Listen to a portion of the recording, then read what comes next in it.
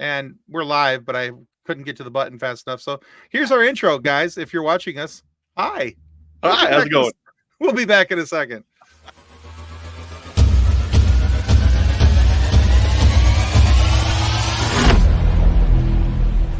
Welcome to the FSF Popcast live show. Technology is hard. Yeah, see, it's getting to the point where even the middle Gen Xers like Tim are having trouble with technology. So no, I got too busy talking and didn't have everything set up like I normally would. Normally, if I click the live button and I just go over to the brand button and there's my video right there, I have it set. Yeah. Today, I did not do that because we were chit-chatting before we got started here. So reminiscing. It is reminiscing of stupidity of years gone past and probably just last week. But anyway, no, not just last week. No. I was responsible last week. Oh, that crushed the dream. Yeah, I'm scared too. Well, guys, welcome to the FSF Popcast. This is our Live at 5. Today, we're going to be talking about D23. Now, that's the celebration of all things, well, Disney-owned. Is the major fan event that they have every year where they announce new movies and what they've got coming, what's going on for all of their brands. So we're talking about, of course, Disney, Pixar, National Geographic, Marvel, Lucasfilm, Star Wars. All of that is under the Disney umbrella, and all can be addressed at D23. So, so we're really excited to talk about this today because there's some cool things that are coming up. There's some things that I question why it's being made. Kind of the same for me, Yeah, but hey, what? Yeah, but I'm sure that Disney has their reasons. It's called money. But hey, that's their jam. That's what they get to do. They own. They're a business. They're there to make money. It is what it is. But before we get any farther into our review, we just want to say thank you to our show partners. These are the people who make this show possible. So we want to say thank you to Storyline Editors. They're the ones who help us with our TikToks, our Reels, our Shorts, all that kind of fun stuff. Of course, TCT, where fandom meets fashion. Use the code FSF15 at the link down in the show notes down below. And you can get 15% off your total order. Get some really cool nerd merch. And then also, of course, Level Up Sabers. That is the levels, the sabers by Master Allen. My brain just wanted to keep saving Level Up. But yeah, go. The link is down below. Get yourself a really cool lightsaber. The only saber guaranteed to be better than a stick. And not only that, you support Master Allen, and he's a really cool guy. And if you buy one of those sabers, you support him and you support us. So yeah, buy a saber. Get it. Pretty please, sugar on top, all those other things. But yeah, so like I said, today we're talking about the Ultimate Disney Fan Event, which just happened. Today is, today is the 14th of August. And so this happened just 3 days ago. It closed up, and it was August 9th, 10th, and 11th in Anaheim, California. And like I said, these cover the releases made by Disney, Pixar, Star Wars, Marvel, National Geographic. So we'll talk about any of those things. There really wasn't much for National Geographic, so we're really not going to talk about them much at all. And there's really only one Star Wars reference in this two Star Wars references in our whole discussion. So it's a nice change of pace for us because the last couple of weeks has been Star Wars. Has been pretty Star Wars heavy. Yeah. Tomorrow? Pay attention tomorrow. More Star Wars. Anyway, but yeah, let's get right into this. Let's talk about D23 and what's going on here. So here's the first thing that's released: Avatar: Fire and Ash. Yeah. I'm gonna be honest. I never really got into Avatar. It didn't really strike me as much. I mean, I know people like it. Yeah. I appreciate that other people like it. I hope they enjoy it. I'm trying to figure out how many of these Ferngully space movies James Cameron can make. Thank you. I was gonna make the Ferngully reference because it's exactly what it is to me. But I mean, at the same time, the lessons from Ferngully and Dances with Wolves are lessons we still need today. So repeating those stories in a new way, right? Yeah. Respect. I didn't see the first one in theaters. I actually watched it on TV at home. I watched the first 45 minutes, and then anyone who knows me will know how bad this is. I turned it off and went outside. He went outside, y'all. That's the ultimate But at the same time, I didn't actually finish it, so I can't say if it's good or bad. Maybe this is something I should give a chance. Well, I've watched each of the first two movies. Okay. It's the type of thing where it's not in my opinion, it wasn't a great movie, but it's not a bad movie. Okay. Okay. All right. And it has enough in it that I was like, well, there's an interesting story here. And the whole time I was watching it, I was honestly thinking Ferngully in space. And so it's not bad. It's actually a decent watch if you've got nothing else going on and you want to kind of catch up. And the second half of the movie for the first movie is really good. They spend a lot more time than they should have trying to set up who was the good guy yet the bad guy and all that other type of stuff. A lot of unnecessary story building to get to the arc of the story that we needed to have. Okay. And then the second one was, I believe it's called The Way of the Water. Yeah. That was Ferngully at SeaWorld, but yet still in space. And I don't know, it wasn't all that exciting to me. Again, not a bad movie, not a great movie. It's definitely in the good. It's as the hardy healer Ben likes to say when we play Destiny and I ask him about a certain gun that's, he's like, well, it's definitely in the game. Okay. If it's a gun that he doesn't like, this movie's definitely in the movie catalog. All right. It's in there. It doesn't mean it's good or it's bad. It's just definitely in there. And there are some people who really dig it. Kathleen says, oh yay, the cute producer's on the show again. Hi. She had to clarify because last time she said hi cutie and I responded too fast. So so that's that's kind of where I stand on the Avatar. Now the thing is, I've invested myself for the first two movies. I will probably end up watching this one. Okay, cool. In all honesty, I don't see why I wouldn't. Before it comes out, I might try these again.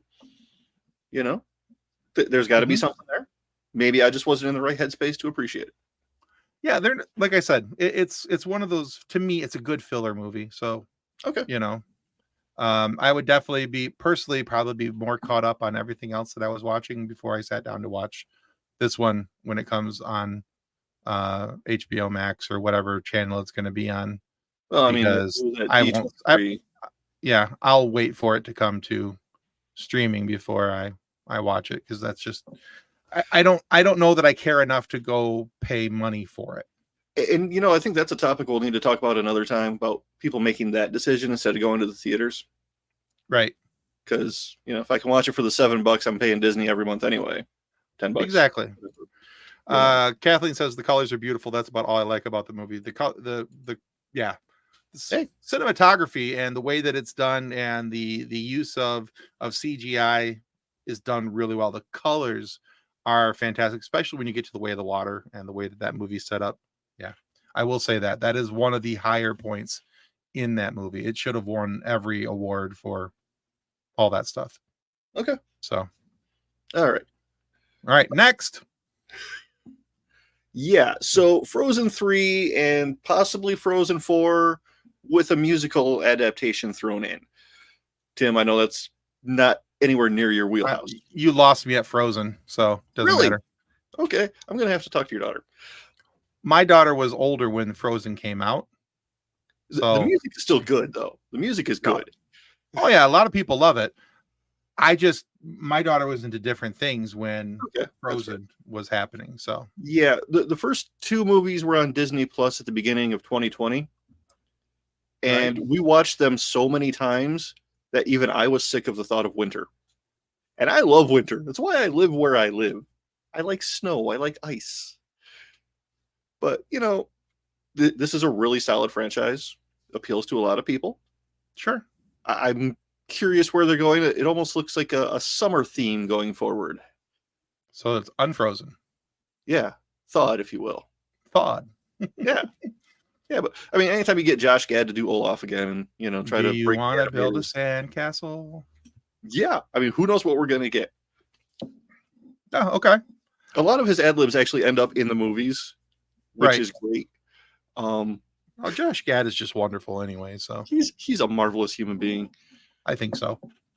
Yeah. I think so. I've seen him in enough things where yeah, I think he'd be a fun guy just to go sit down and have a beer with. So yeah. But as I had a miniature Elsa running through my living room last week, threatening to freeze me. Yeah, I'm probably gonna see it. I'm sure you have no choice. This is definitely but for me, I don't think that this is one that I will see. Okay. Just because I saw Frozen. I've never seen Frozen 2. Couldn't tell you what the story is about even a little bit. And so there's really no need for me to see Frozen 3. I don't think that my daughter, who's 17 going on 18, is going to be like, yeah, now I need to see Frozen 3. So, well, my over 30 wife thinks it's also necessary to watch. So, Oh yeah. Oh, I knew that when I said you had no choice. Yeah. It's not the little one. The little one I can negotiate with. Yeah, even at that, you had no choice. You still had no choice, but it was nice how you pretended like you did. Yeah, I'm going to enjoy it. I think it'll do very well. Frozen has a very big following, and I'm not part of that following. It doesn't mean I have a reason to crap on it. It just means that I'm not part of that following, and I hope that the people who love it. And maybe when the musical comes to Grand Rapids, I can buy you enough beers that you're willing to go with me. Well, you might want to switch to tequila. Just saying. Si, senor. You might get me dancing too. Just saying. All right. But yeah, so that's Frozen 3, 4. Yep. The musical. Yeah. Revenge of the Musical. So yeah. Musicals are fun. All that stuff. No, they're not. Anyway, next slide, Clyde. Okay. Did you see the first Moana? I did not. Okay. This is another one appeals to a lot of girls, which is something I'm noticing with Disney is a lot of their products are appealing to girls, young women, Right. It's an unfortunately untapped market base in a lot of things, but the number of like female leads that don't necessarily need a romantic interest, like Moana. Right. It's pretty cool. I like it.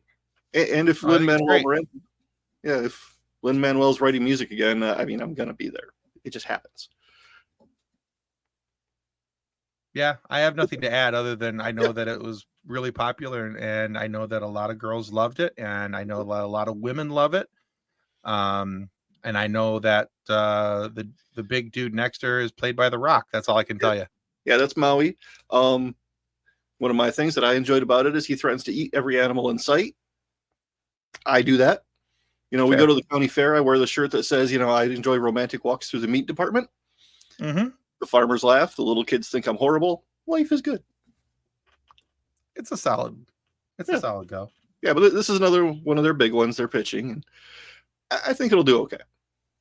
Yeah. Oh, I think it'll do great. Honestly, it's got a big appeal, and there's a lot of people out there that love it. So I'm not surprised that they did a sequel. What I am surprised by the announcement of the sequel is that it's not. I mean, usually when they do one of these sequels, it used to be in Disney, at least when I was growing up. If goodness gracious, the Aladdin movie was really big in the theater. They came out with Aladdin 2. It went straight to DVD or VHS. And same thing. They did the same thing with Lion King and everything else. A lot of those movies during that time period. So for me, I'm always just kind of more interested in the fact that they're doing these sequels. They're theater releases, and they're got big money production behind them. They're not skimping on these things. Right, which is funny because it seems like now almost everything they're doing is sequels, when before the sequels were kind of the nobody cared because they weren't of the same standard. Right. Yeah.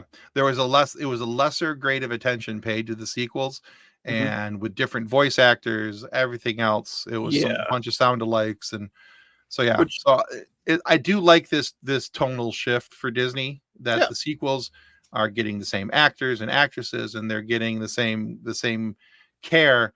We're getting a well-crafted story. And I think that all really changed with the one that we're going to show next. I think this is honestly one of the things that pushed things into the sequel territory, where it was okay to have a sequel for these type of movies. And that is the Toy Story franchise. Yes.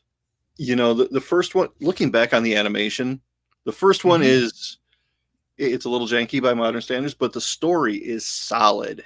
Oh, so good. I can sit down and watch Toy Story any day of the week, anytime, and yeah. And those first 3 movies, phenomenal. I actually haven't seen the 4th one. I liked it. Did you? I liked it quite a bit. Yeah, I've seen all the Toy Story. Yeah. I anything Toy Story for me has been an immediate yes. Let's go. Yeah, let's go watch this. Let's go do this. It's Toy Story. Let's go. Now I have a big emotional attachment to Toy Story because for my oldest son, he was about the age of your daughter when Toy Story came out. Oh, really? Yeah. Okay. Well, that'll do it. And so we watched Toy Story, and then when Toy Story 2 came out, we had him on VHS back in the day, and he would take out the one VHS, pop in the other, and put the first one in the rewinder. And then when that one was done, we'd go Toy Story 1 to Toy Story 2, back to Toy Story 1 to Toy Story 2, back to Toy Story 1. And that was all day, every day for weeks on end, it seemed like. But I was okay with it because it was a really good movie. Yeah. And now it's just a really good memory. So every time we've gone to see Toy Story since then, I think of that, and I think of my son. And now I'm excited because when this comes out, I want to take my grandson to it. Mm-hmm. So it's gonna be fun for me. And thank you for dating yourself by mentioning the rewinder.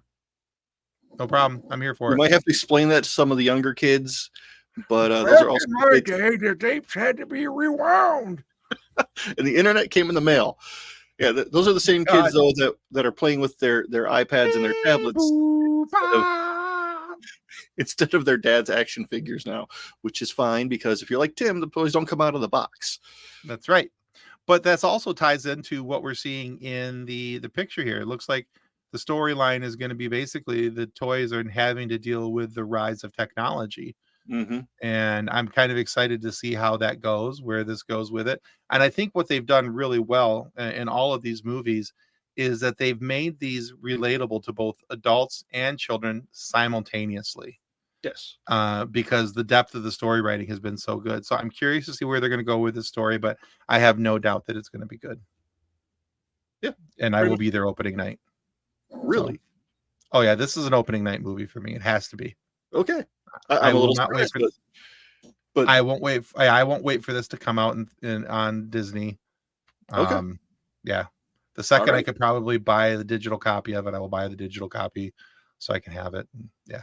It's going to be a thing. 3 weeks later, it'll be on Disney Plus anyway. I know it will be, but I'd rather, just in case I, for whatever reason in the future, decide not to have streaming services, I would still like to have the movie. So, well, then maybe you should look into a physical copy because they can't take your license to use the software away that way. Well, typically I do. I buy the physical copy that has the digital copy in it. Okay, all right. So, I've been burned losing a few shows on streaming lately. Yeah, it's happened. I'm annoyed. Understandable. The one that's coming up next, I was honestly very, very surprised that this is even a thing. Yeah. Oh yeah, me too. Lilo and Stitch, the kind of live action. Yeah, okay. Disney's doing a lot of live action remakes, or live action if you're talking about the Lion King movies, right? Which live-ish. I don't have favorable opinion there, so I'm going to keep that to myself. But I'm curious to see how they do it. I mean, because everybody loves Stitch. My daughter has a Stitch blanket. Stitch is great. Yeah. So Lilo and Stitch was a fantastic movie. As long as it's not like a line for line, shot for shot remake, and they do something new and different with it, I'm on board. I wouldn't expect that. I would expect something kind of similar to what they did in Lion King, where it's almost scene for scene, sound for sound. I'm expecting that. Right. I mean, I'm working on being optimistic. I don't think you're being. I don't think I'm being pessimistic. I think I'm being a realist about it. I mean, I'm not smashing it. I'm not trashing it. It is what it is. It's going to be a movie out in the world. Yes. It's definitely in the game. It's definitely in the game. I this is one of those things where I wonder why they're making it. It doesn't mean that it's going to be a bad movie. It might actually end up being really very good, and I hope that that's the case. I really do. Yeah. I just think that this is one of those things where like somebody needed a project, and they're like, "Hey, let's do something with Lilo and Stitch." Was it? I don't know if it had something to do with their copyright. Because I know with some things, you got to do something with it every few years to keep the copyright going. Is this one of those things? I don't know, but we will find out. I'm willing to give it a shot, though. I might wait for streaming unless somebody in the house makes me go see it before then. Oh, you're going to go see it before then? We'll see. Pretty sure about that one, John. I'd put some solid money down on that one. All right. Solid money says I will respect your opinion. Solid money says this happens before streaming. Okay. So we'll see what happens. I'll let you know. I mean, you'll find out anyway. Oh, we'll talk about it. Don't you worry. Oh, yeah. The next one. Yeah. Here's another one where I'm just like, why? Snow White and the Seven Dwarfs. Well, this is one of the copyright things. That was kind of where I thought this might be going. But also, I mean, does anybody actually watch the original anymore? No. So, I mean, I would doubt it. Because that came out when, wasn't that like the first feature-length animated movie? Pretty close. Either that or Bambi. It's early last century, like before. It's early animation, that's for sure. Yeah. So I can see remaking it for generations of people who maybe don't want to watch the old animation style. I can kind of get that. I thought if they were going to remake it, that it would be an animation or CGI style movie completely. I mean, clearly they're going to have some CGI. You can see it in the and I don't think they're going to call them, for PC reasons, I don't think they're calling them dwarves in the movie, the Seven Dwarves. I don't know what they're calling them, but I think they're just calling it Snow White. I'm not sure. I know that the use of CG characters instead of actually casting live action actors who meet the description has met a fair amount of blowback. Well, I know that Martin Kleba is in the movie for sure. He is one of the is he? Okay. Yeah, one of the little people we see on screen. Okay. But I don't know that how much he's, we have to wait and see how much is gonna be with it. I saw him in the cast list because I looked this up. I was doing a little bit of research on it, and they're just calling it Snow White. So far, announced as the cast are Snow White, the Evil Queen, somebody named Jonathan, Martin Kleba as Grumpy. Okay. I happen to like Grumpy. He's my favorite. I can relate to him. And that's pretty much it that's been listed as far as, the rest are people they don't have names. Okay. I mean, they themselves have names. They don't have names for the characters. Just calling them dancers, artisans, apple farmer. All right. So there's not a whole bunch that's announced there. I mean, but they got some pretty big names in this movie. I mean, Gal Gadot's in it as the Evil Queen, Martin Kleba as Grumpy. There's a couple other people in here that I think I recognize from something, but I'd have to go look them up to be sure. Okay. But yeah, I mean, it's a copyright remake, I think. But also, when was the last time anybody watched Snow White? It's kind of a fun story.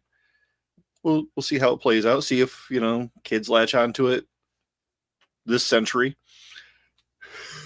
Yeah, see if that story translates. Yeah. Thanks for bringing it up as a century issue. Maybe they've come up with something new to do with the story, a little new modern twist. That'd be cool. Wouldn't be surprised if they did a little, jump started a little bit, Right. But yeah, I don't know. I was surprised by this one. I more so that it was not that it was being made, but more so that it was a mixture of live action CGI and not just a straight up animated movie. Yeah. I thought with the style of animation they have now to bring that bring Snow White into that form of animation, like a Frozen animation or Tangled or something along those lines. I thought this would do really well in that format, but maybe this will do really well here. Yeah, maybe we'll see. You know, I think the biggest issue is that a lot of people already have complained, and a lot of people will be complaining in March of 2025 when this movie releases, because they're going to figure out that Snow White is not Caucasian. The actress who plays her is half Polish, half Colombian, and there's already been a lot of complaints that that's not my Snow White. So, I mean, I can kind of see that since her name denotes having incredibly white skin, right? But it's a story. Considering that Snow White was a story of Germanic descent, and Germanic people can have darker toned features and darker hair. Who knew? Yeah. But yeah. So anyway, I expect a little bit of blowback on this movie, unfortunately, but I think it'll be good. Yeah. So gonna give it a shot. I don't see myself watching it unless somebody in my household wants to watch it, but I don't see us going to the theater for it. Probably waiting for it to come out on streaming personally. It's a Disney musical. We're gonna have to watch it at some point over here. Yeah, so there's that. This is the way. This is not the way. Totally not the way. But what is the way? And I am so very, very, very excited for it. This comes out in December. This is Skeleton Crew, or is what I have taken to calling Goonies in Space. Yes. And I am so on board for this. The trailer looks phenomenal. The screenshots, everything I've seen about this so far look phenomenal. And I am like giggly happy about this. This looks like it's going to be a fun ride. Oh yeah. Yeah, I have no doubt about it. Kids getting to play, and when we were kids, we all wanted to be in Star Wars. We wanted to be Han Solo. Oh, for sure, yeah. Girls wanted to be Leia, whatever. But these kids actually get to do that, and that is freaking amazing. I'm so happy for them. Yeah, this is boy, I think this is going to be a lot of fun. The casting of Jude Law, I think, is going to get people's eyes on it. Carrie Condon's also in. She's got some good stuff out there. Not a lot of names that you're going to recognize as far as the rest of the people who are in the show. Right. But I think that there's enough star power with having Jude Law there, having Carrie Condon in it, where she's been in a few different. She was in the voice of Friday and Captain America's Civil War, and a few other things. So, the buzz and the excitement on this is so positive. Even that theory guy only had good things to say about the preview. Yes, he who shall not be named. Gotcha. Yes. I occasionally refer to the dark side over there, and I don't have a burner account on one social platform just to harass him. That would be ridiculous. Who would do that? Yes, harass him with aggressive positivity. I love it. Exactly. But yeah, so I'm very, very stoked about this, and I hate the month of December just because of what's coming. But I know you love that season of the year. Because what it spews onto the ground is a 4-letter word. Well, yeah, it's also my anniversary. Yeah, mine's in January, but that's still, But yeah. December can't get here soon enough, so I can get new Star Wars. Yeah. It'll be great. I'm so very, very excited about this. And I think that and you know what I just noticed looking at this picture? The girl in the top right corner. Yeah.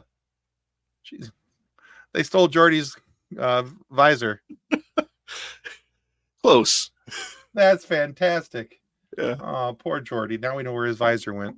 Yep. So it made its way over to Star Wars. Yep. It jumped the track from Trek. Great. Disney's going to buy Paramount now.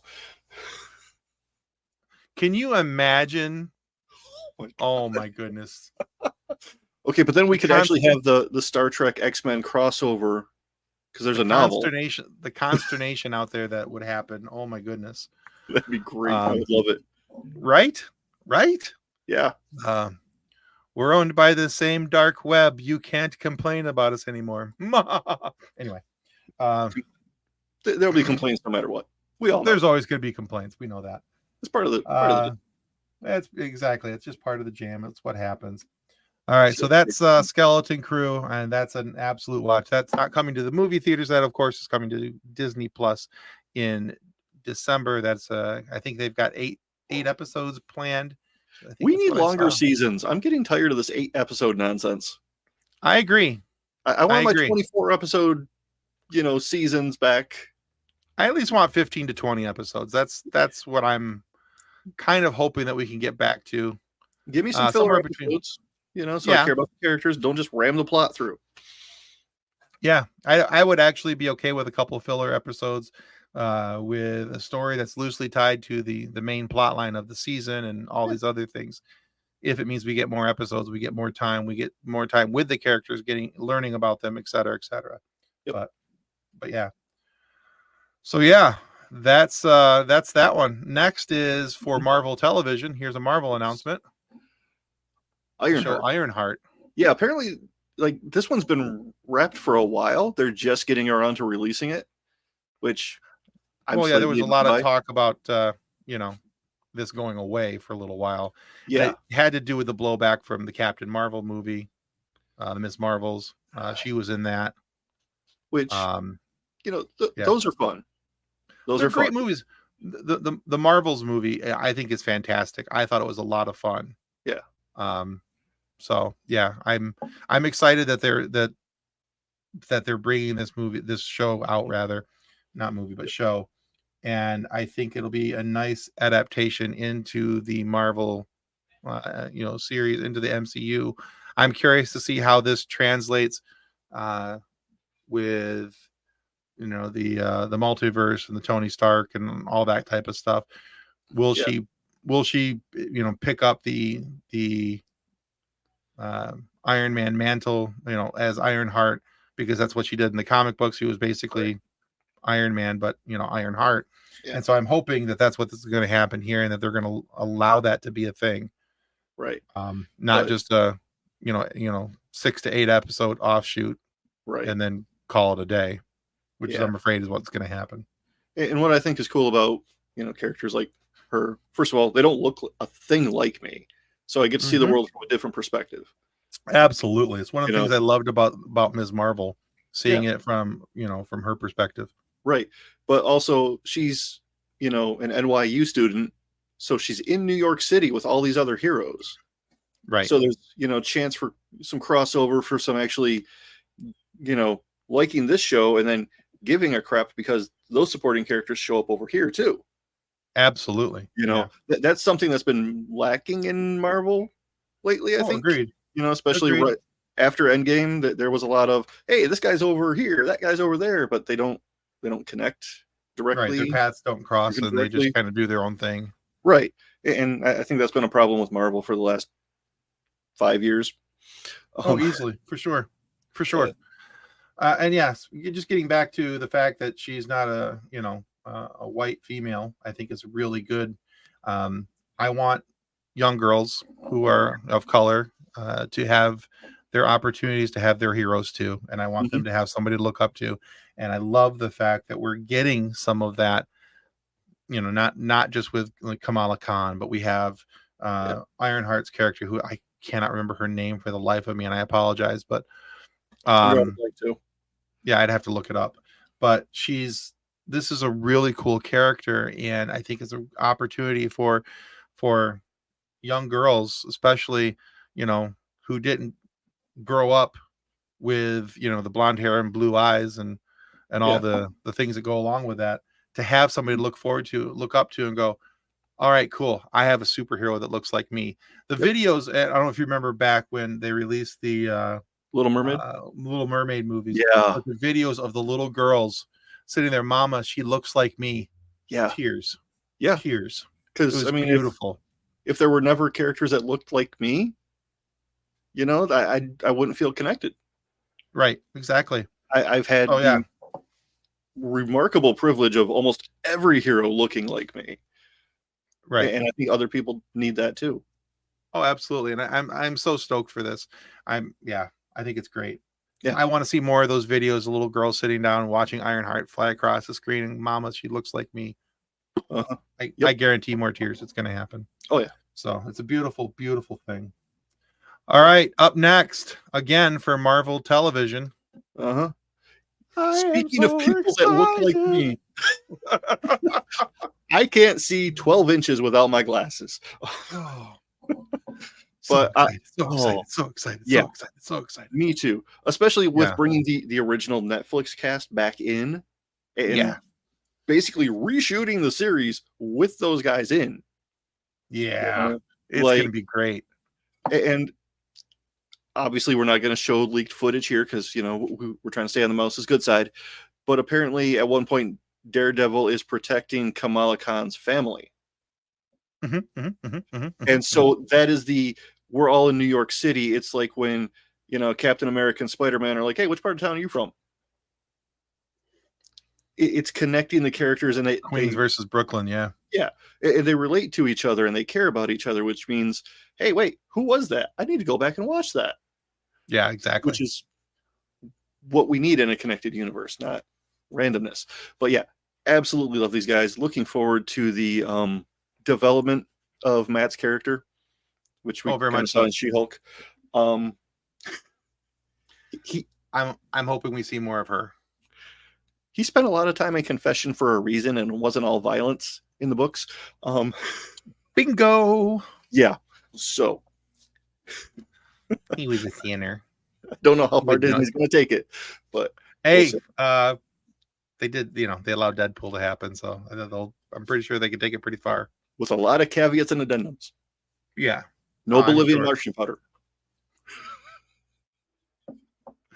But yeah, so I'm excited about this. One of the others that I was kind of hoping is going to get this treatment, and I'd heard kind of rumblings that, but I think it was more rumor than anything. Okay. Out of all of the Netflix series, there's actually two that I want to see come back, but for different reasons. Number one, actually, I want to see them all come back because I loved Luke Cage. Even Iron Fist? I would love to. Huh? Even Iron Fist? That's the one I want to see come back, but have a better actor. Okay. That had opportunity to be. I so looked forward to the prospect of having Iron Fist, and was so blatantly let down by that series. But I think if they were to recast it and hire somebody that actually learned how to fight and do the fight scenes and knew what he was doing, it would be a completely different series. And make you want to care about the character of Danny Rand and Iron Fist, and just, that series did not do it. It didn't help, and it did not carry on in the Defenders either. I had no interest in him in there. But the one that I would be most sincerely interested in seeing coming back is Jessica Jones. Oh yeah. Kristen Ritter was phenomenal as Jessica Jones. That was a great show. So good. And yeah, I would love to see that series come back. And again, we're talking about, because they're all in New York, you have opportunity for tie-in, and she can run in with Ironheart, and she can run into Daredevil, and she can run into all these guys, and girls, and have a superhero extravaganza in New York, which would be great for everybody. And I just think, So, yeah, but that's the one that out of all of that's the one I was hoping to hear an announcement about, even if it was just an artist rendering drawing like we saw for Toy Story earlier. Right. But that did not happen this time. So I'm hoping that will be a future announcement that's going to come back. Yeah, I didn't grab an image for Thunderbolts, but I'm excited about that one too, because we already know all the characters. We don't have to learn about them on the fly. Right. So I actually care, what's happening Harrison with Ford. Harrison Ford. Yeah. Harrison Ford. Getting big red and angry. Big red and angry. This is going to be.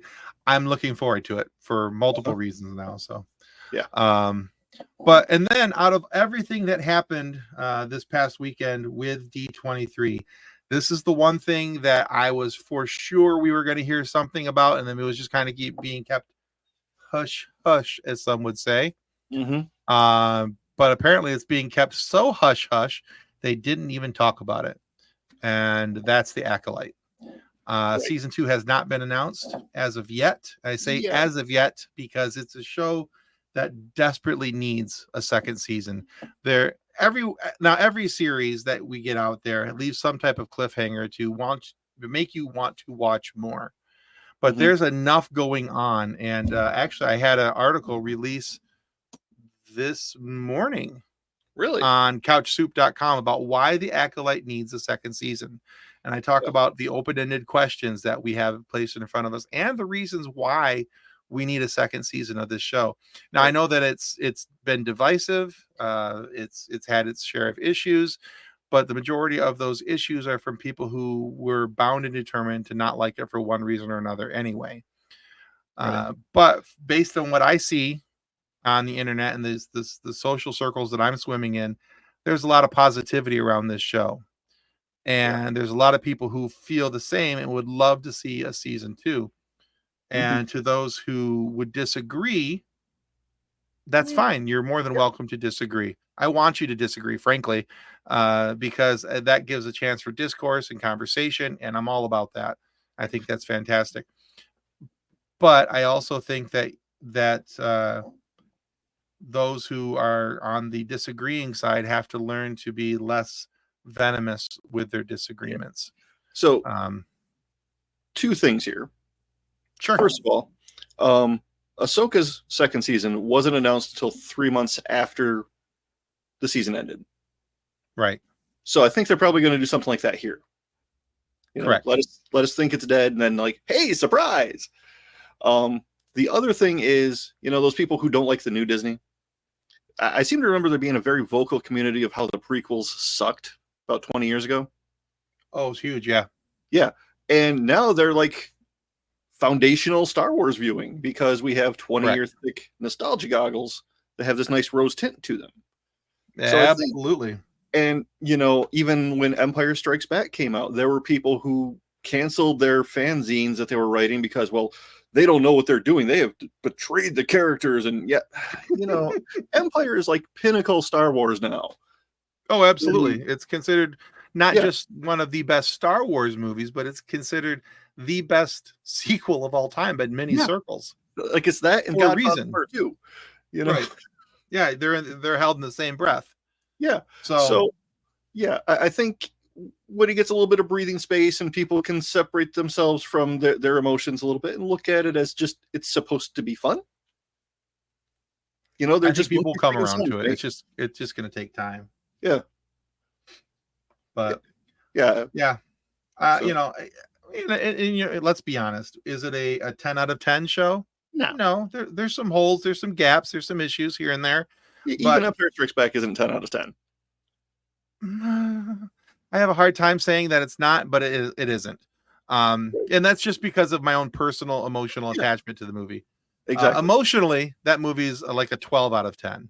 Yes. 100 out of 10, if I will. But if I'm being honest, there's some storyline issues as you go through the original trilogy, even that, because, and we'll address this tomorrow morning in our sidebar. George was making this stuff up on the fly. He was, and then when you get to the prequel series, again, there we go again with the changes and everything. So I think this is one of those things. The Acolyte is one of those things where the people who don't like it now, I'm not saying that they're ever going to come around, and I'm not saying they have to. No. What I am saying is I think there's going to be a fair number of people who watched it now and did not like it, had issue with it, who in 5, 10, 15 years time are going to come around to it and go, you know what, that was better than I gave it credit for. And here's why, here's, so all of that. But it's, I'm very curious to see what happens in season 2. Vernestra Rao has a lot to answer for, and I'm curious to see what they're going to do with her. So. And I'm curious how she gets to being that character, because we've seen her in the books as being the exact opposite. So, and something happened. The first half of Young Jedi season 2 dropped today, which perfect. I have not been able to watch yet because my daughter's been running around doing 15 other things, not looking at a screen, which is great. That's fantastic. Yeah. All right. Well, I think that pretty much covers the majority of the big drops that happened at we didn't hit everything, No. but that's the majority. Those are the heavy hitters, the big names. There was a little discussion about the Mando Grogu stuff, but not a ton. Yeah. If you want to find out any about that, just look up D23 and you'll find that in the notes there. Maybe we'll talk to Brendan Wayne about that later when he can actually talk about it. Exactly. Because last time you talked to him, he couldn't talk about anything because of the strike. Exactly. So we're hoping to get Brendan back on the show here pretty soon. And for those of you who aren't familiar, Brendan Wayne is the man in the suit about 75% of the time. And then there's Lateef Crowder and of course Papa Pedro is the face when they need to take off the helmet. Yep. So, but yeah. So anyway, maybe we'll have a chance to talk to Brendan about some of this stuff because it was during the strike, so we could talk nothing fun with Brendan. And yet it was still a fabulous conversation. I highly recommend everybody go back and watch it. Absolutely, hint, it was. Wink, nudge, nudge, if you get my meaning. It's a subtle hint, nudge, nudge, wink, wink, nod, nod. Anyway, on that note, I have nothing else to add to this glorious conversation other than tune in tomorrow for the sidebar. Oh, Lordy, this one's not me. It's all him. Him. You pansy. All right. I've taken it for the last couple weeks. All right, boys and girls. Goodbye. Copyright 2024 FSF Podcast. Reference any specific product or entity mentioned on this podcast does not constitute. Are you okay? So that was the end. I bumped a button. Anyway, all right. Well, we're done. There's a disclaimer. If you have questions, send questions to info@fsfpopcast.com. You okay, guys, new technology. Yay!